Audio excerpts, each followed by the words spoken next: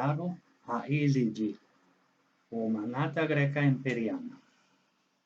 Mana awel, medaina alig humor dulach di ewev.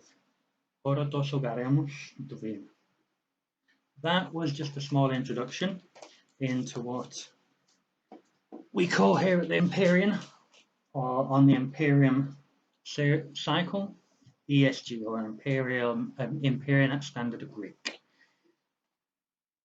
Obviously, we're leading into this at the very beginning, because one thing I've realized as I started working on the Empyraean cycle was that the world building was going to be absolutely huge. I came up with the idea many years ago, but started to develop it over a short period of time, based on purely on the simple premise of what would have happened had Alexander the Great not died in Babylon in 323 AD, our time. And it was just something floated around, a speculative fiction kind of idea, to see just how different things would be. And then, as about 3 or 4 years ago, I started to seriously devote time to it and come up with better ideas and a firmer structure. For the Empyrean, it started as a hegemony, then morphed into the Empyrean. I realized that the changes that were going to take place were going to be enormous. Because if you think about it, our society today is based purely on a Byzantine, Romeo, and in some degrees in Western European countries, a Scandinavian and Celtic sort of development. That our entire language is based upon Latin. There's some Greek elements in there because the Romans and the Greeks were quite close. But there are an awful lot of influences. And if what I had ended up envisaging for the Empyrean had actually happened, all of that would have changed. As you may have seen in the introductory video I did a week or two ago, the Roman Empire never existed. That Alexander's forces, the Chalcedon Dracograph, simply rolled over what was then the dying Roman kingdom, what eventually morphed into the Roman Empire. So the idea was that the world as we know it never came to be, it never existed. And that presented some very significant challenges, because I had to look at every aspect of our society, of our world, of our culture, of our language, in which the Romans had had a significant influence, and take it out and replace it with what we could call a Hellenizing influence, a Greek influence. Because, to give you some background, the whole idea of the Empyreum is Alexander the Great didn't die in Babylon in 323 BC. In fact, he continued on his crusade, I suppose you could call it, and reached what we today would call Mount Everest in Nepal. Under Mount Everest, he found the secret to immortality, and both he and 10,300 of his soldiers were changed forever. When he marched from out of Nepal across the fledgling nations that would have been obviously most of Asia, all the way through to China, South Korea, North Korea, and everything in that direction,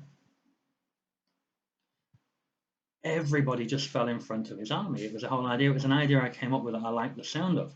Come up with an enemy, or let's say an army, so different and so powerful that nobody in that time would dare stand in front of them. So they simply just threw down their arms and said, "What do you want? We'll do it." And the idea is that they swept from China, well, they swept all the way across to China, stopped at the China Sea in what is now considered South Korea.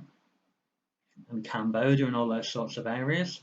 Then they went all the way back, crossing Russia and everywhere, spread out a huge army. They just basically crossed the whole of Eurasia and Africa and made their way to the I suppose what we call the coast, the French coast. Knew that Britain was there because they'd been told. So away they went, conquered Britain, conquered Ireland, came back and settled down in Alexandria to found the Empyrean.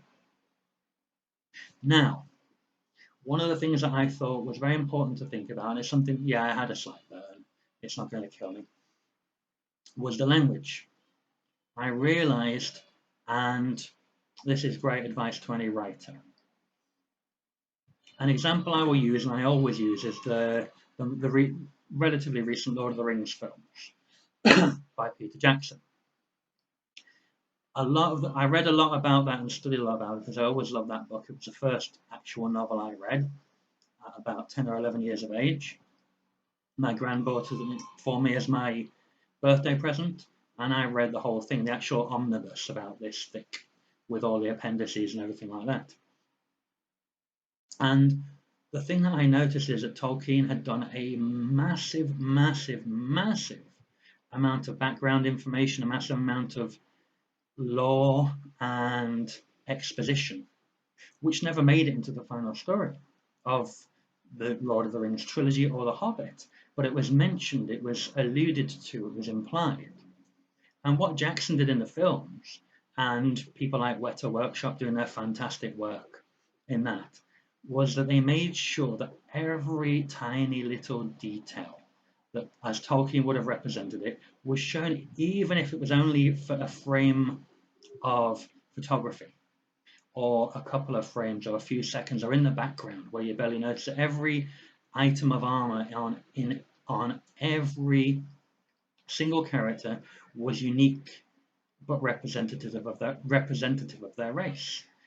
Every little conversation had their patterns of speech, their accent, their language and everything thrown in ways that 99% of the people wouldn't recognize, but, and this is where it's important, its absence would have left a void if they had spoken in a more modern or even like a Shakespearean manner. It wouldn't have felt like you were in some strange fantasy world where elves and orcs and talking trees and small folk with large appetites and hairy feet were wanted to exist. So you added these tiny little details that people weren't even consciously aware of, but what presented what people like to call authenticity. Now, I realized this often, if I just had, as I initially started, my characters speaking regular English with the odd Greek word thrown in here or there, or the odd ancient Greek word, I had to research the ancient Greek language and find interesting bits. It would be semi-authentic, it wouldn't be any different. I have to make it Empyraeum. I had to find a way that it would actually be completely and utterly unique.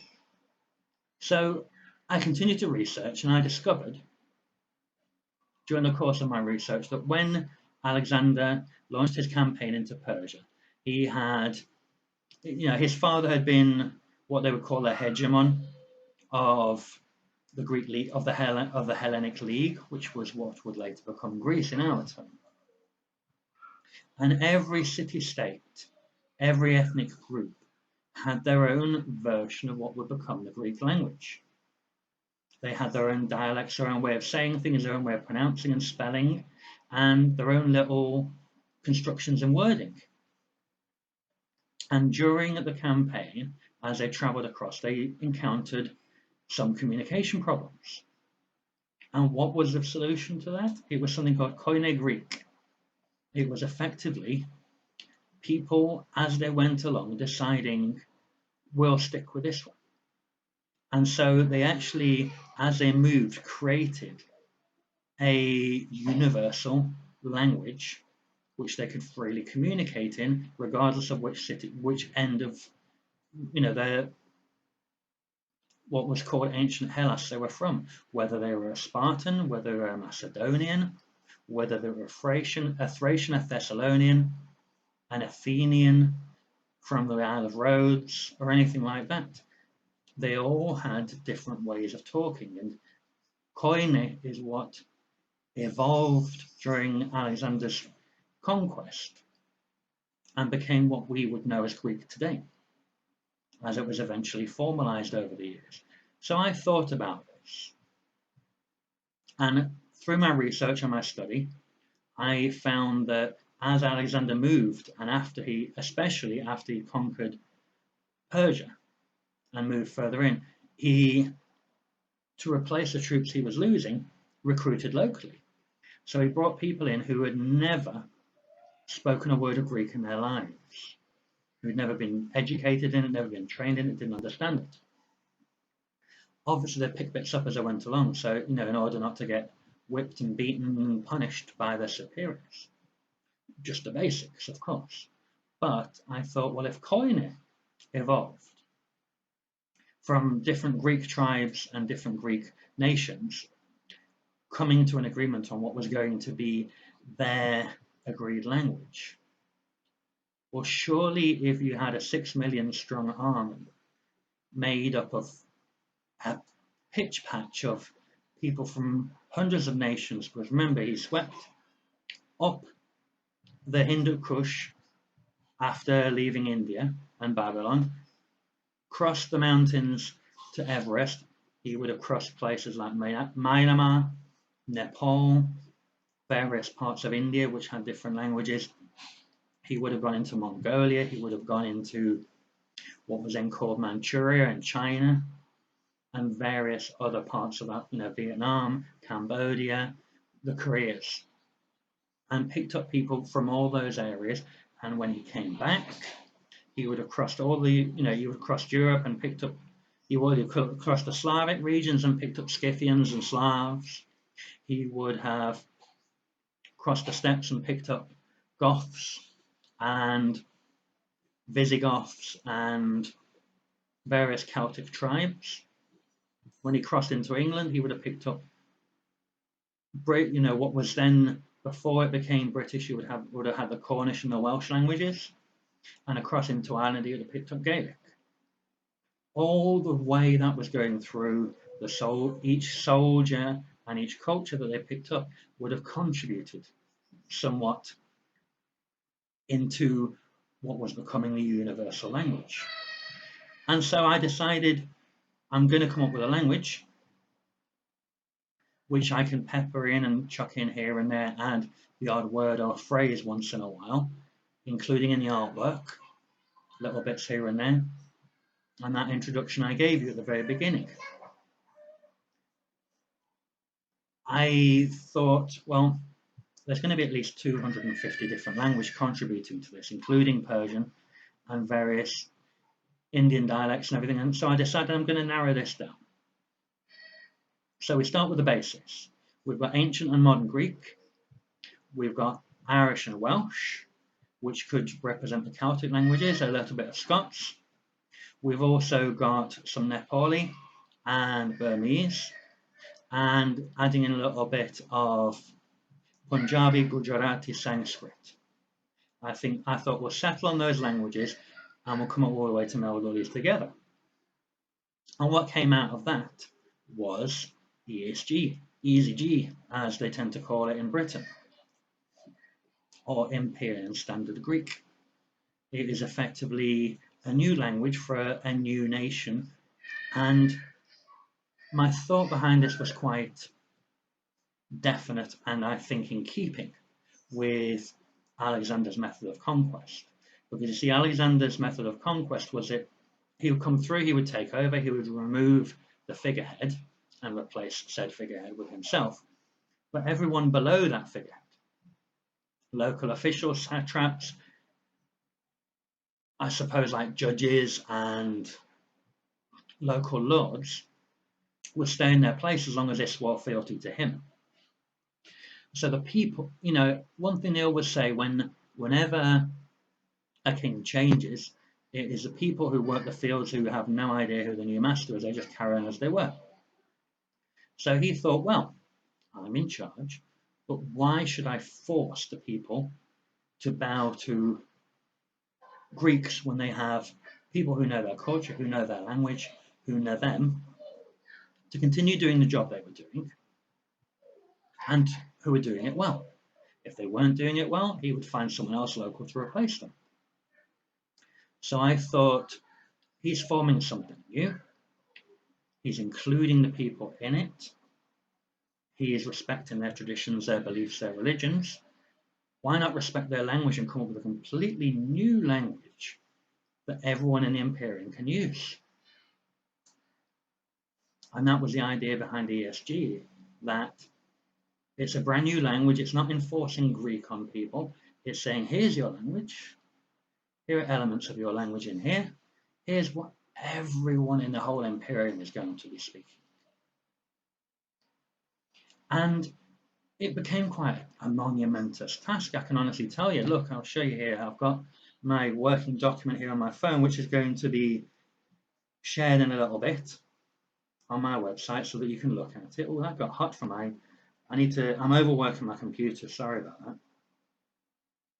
I've got a long working notepad document on ESG. And it started just from a few slang words and joke words that I'd throw in there, but it's actually developed grammar and a structure. Now, here's another basic example I'll give you of ESG that I put in there. This is making use of what is called the closest thing they have to an imperfect tense in ESG. It is basically saying something about you've been staring at this, you've been staring at this back book for 3 hours now. It's ito leb ti ejoked gamma ori anoi. That includes elements of some Nepali, some Gaelic, a little bit of some of the Latin, Proto-Latin language before Latin came around.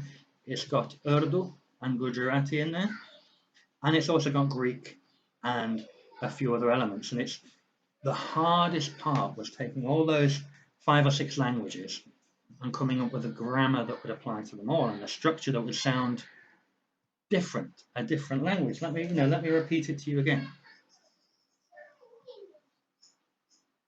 Let's go in slow now. So it's ito leb ti ejoked gamma ori anoi. You tell me what language that sounds like, but I suppose my background in being fluent in Spanish probably influences a little bit. I'm probably throwing some Spanish intonations in there without realizing that I'm doing it, because it's one of those things that they say that when a person learns, and learning a new language, that I'm inventing a third language, they will speak that third language with the accent of their second language, which I suppose maybe is what I'm doing. But then again, Greek and Spanish accents have a great deal in common. So maybe that's not such a bad thing. Well, I've gone ahead, I've created a numbering system, I have created a form of grammar. You'll see that in the document in the final slide in this video, the slide at the end of this video. You will actually see some basic grammatical rules and things that are included in that, and I will include those here. You will also see that it's a language it's trying to keep a consistency. That's the important thing when you are creating a world, you new writers here, those of you who may be interested in hearing this. The key to world building is consistency. You have to, in our world, there is a degree of consistency that certain things, certain rules, certain mores and conventions universally apply. You can't have this is this, in this case, this is that. In the other case, you've got to have a conventional structure to make it believable. Excuse me, my daughters are playing outside because I've stolen the computer and interrupted their cartoons. But over the next couple of days, I'm actually going to get my old MacBook out and recover it because I had a catastrophic hard disk crash, and I've got to repair that later on. But that's what I'm saying, consistency. Consistency is the key in any form of world building that you're ever going to do. You have to be consistent, you have to have a structure, and a form that no matter what you introduce, it fits. And that has been the hardest part of coming up with this language of ESG, is keeping it consistent, letting it follow a structure of rules, appearing to be something that formed osmotically and organically, and also something that would sound like something that would come out of somebody's mouth. Because I've seen a lot of conlangs that people have come up with, and they don't flow, they don't sound natural. There are some notable exceptions of ones that have been successful. There's Klingon, there's High Valerian, there is the Dothraki, and various others, the Elvish, the various Elvish tongues. In Tolkien's world, the dwarf tongues, the goblin speech, the black speech of Mordor, all that sort of thing, follow the structure because Tolkien was predominantly a linguist and a historian before he was a writer. And this is something that comes into it as well, as I'm going to close up here. As a writer in this world that we live in today, you have to have a rather large hat stand in order to accommodate all the hats you have to wear. Gone are the days when you were just a writer, a researcher, and an expositioner. Now you have to have all degree of hats. You have to be a marketer, you have to be a creator, you have to be a promoter, you have to be the presenter, as the good moi is. You have to keep switching your hats so much that your wrists hurt and that your head is a little bit sore from all the changing weights upon it. It's a difficult thing, but if you do it right, if you are determined, if you stick at it, it's going, I can tell you, to be worth it. All this work, I've discussed it with many people on Twitter, on Mastodon, on MeWe, on the various social networks in which I have a presence. And people have, when I've actually mentioned what I'm doing as far as the conlang and the ESG is going, have just done the online social media equivalent of blankly stare at them with their mouth open, go, "You did what?" But again, it's whether you want to create an authentic world, whether you're willing to accept that 90% of what you put out there is barely going to be noticed. If you look at the artwork I've got now, there are details in the Kal Shadar, in the Dracograth, in the Epibatoi armor, and their equipment and their general look of the characters, which you won't notice. But they give a consistent theme across them all. Then you look at the vehicles, the ships, the various attack and support vehicles, the weaponry. There is a consistent theme and repeating, I suppose, templates that go across them all. And though you may not notice those details, you could look at a Kal Shadar growler rifle and an Epibatoi growler pistol and see they belong to the same army. You can look at the various pistols and sidearms that I designed and see that they belong to the same organization. You can look at the different classes of ship and vehicles and say they all belong. You can look at the different armor types and realize from hoplite regular army armor to the Epibatoi armor to the Kal Shadar armor to the Dracograth armor to Alexander's custom armor, that there's a recurrent theme through it all that shows that this armor was built up from that template, or this armor was produced from that template. There are common little tiny details that anyone looking at it will know that is from the Empyraeum. If anyone tried to copy it or adapt it for their own use, people would immediately say, hey, but that looks just like that. Like today, an example, there was a game that came out well over 10 or 15 years ago at least, called Hellgate London. I think it was like early 99 or something like that. It was made by a lot of the people who had worked on the original Diablo game and was meant to be the Diablo killer. one of the factions in that game were the Knights Templar, and they had a really cool armor design with a lot of lights and fractal imagery and butterfly symbology all lit up and going through their armor. Funny thing is that has actually become a very popular style, even though people don't realize that's where it came from. Okay, Dead Space may have started that idea of lit up armor and everything, but in Hellgate London, the designers perfected it. And since Hellgate London vanished into our hole, and most people don't remember it, it has come out and inspired. But maybe that's a good thing. They do say imitation is the best form of flattery. Now, I personally would love if people took some of my ideas and some of my styles and everything and tried to put it in their own. As long as they don't copy it wholesale and say it's theirs, I don't mind. But if I inspire people in a small way, then cool. But yeah, that's what I'm trying to say, consistency. A friend of mine, Sal Sebastian, a very intelligent, clever, and learned man, actually calls it a cine, using a French or Spanish term, which is basically you think you've got different styles of filming. But he was referring like to the cine noir, that sort of thing. You know it is a cine noir film because of certain stylistic choices. You've got the dark, misty, smoky kind of atmosphere. You've got the shadows.